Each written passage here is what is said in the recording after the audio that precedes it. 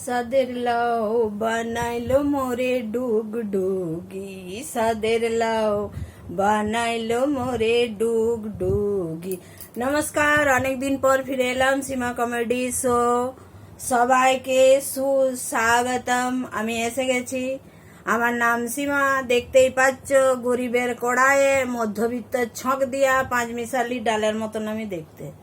হ্যাঁ, আমাকে দেখে ঠিক বুঝতেও পারবে না কি আমি পুরুষ মানুষ কি মহিলা, আমি ফর্সা না কালো, হ্যাঁ আমি মোটা না পাতলা। যাই হোক, মোটাই বটি। ওই জন্য আমি নিজেকে পাঁচমিশালি ডালের সঙ্গেই তুলনা করলাম। যাই হোক, সবাই ভালো থাকো, সুস্থ থাকো, সবাইকার স্বপ্ন পূরণ হোক, গুরুজনদের স্বাস্থ্য সুস্থ থাক। একটা কথা বলছি, আমাদের সমাজে না একটা নতুন রোগ এসছে, বুঝলে? রোগ তো 14-20 আছে, সেটার কোনো চিন্তা নাই। হ্যাঁ, আমরা তো ওইগুলা জন্মগত, মানে বংশগত, দাদু ছিল, তার দাদু ছিল, তার দাদু ছিল, দিয়ে আমরা এই রোগই তো একটা জিনিস যে বংশগত ভাবে বয়ে বেড়াচ্ছি।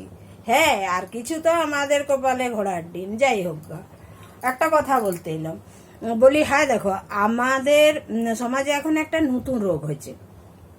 শিক্ষিত সংখ্যা বেড়েছে, বুঝলে না? হ্যাঁ, পয়সারও কারোর লোকের অভাব নাই। হ্যাঁ, ওই জন্য এখন একটি নতুন রোগ দেখা দিয়েছে। সেই রোগটি হলো হাই এক্সপেকটেশন ডিসঅর্ডার।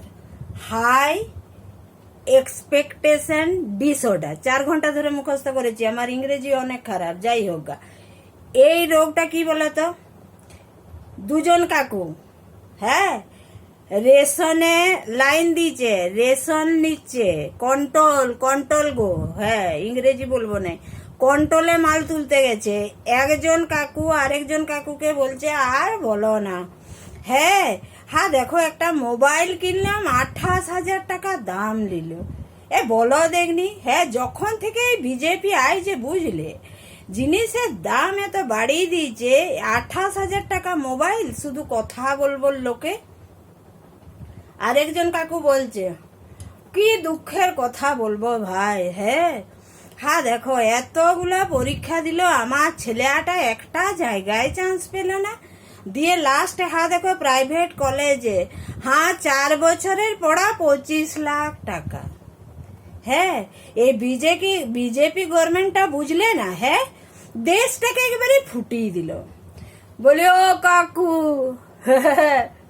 সবকিছুই দেশের দোষ, দেশের নেতার দোষ। হ্যাঁ, আর যারা দেশের জন্য দিন রাত পরিশ্রম করছে তাদের দোষ, তোমাদের কোনো দোষ নাই বলো। বলি ও কাকু, হাতে 28,000-এর মোবাইল, হ্যাঁ ছেলে 25 লাখ দিয়ে প্রাইভেট কলেজে পড়ছে, হ্যাঁ তারপরেও তোমরা কন্ট্রোলের দোকানে লাইন দিয়ে দাঁড়িয়ে আছো। বাবা বাবা, এতে তো তোমাদের কোনো দোষই নেই, কেন তোমরা ভোটার হচ্ছ। কেন এই চলছে আমাদের দেশে, এই চলছে, বুঝলে না?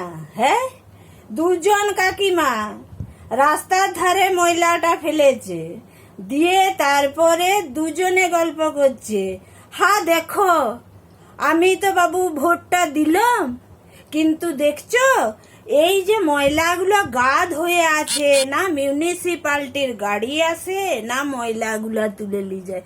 বলি ও কাকিমা, ভোটটা দিলে কি প্রধানমন্ত্রী এসে তোমার ঘর থেকে ময়লাটা বালতিতে করে নিয়ে যাবে?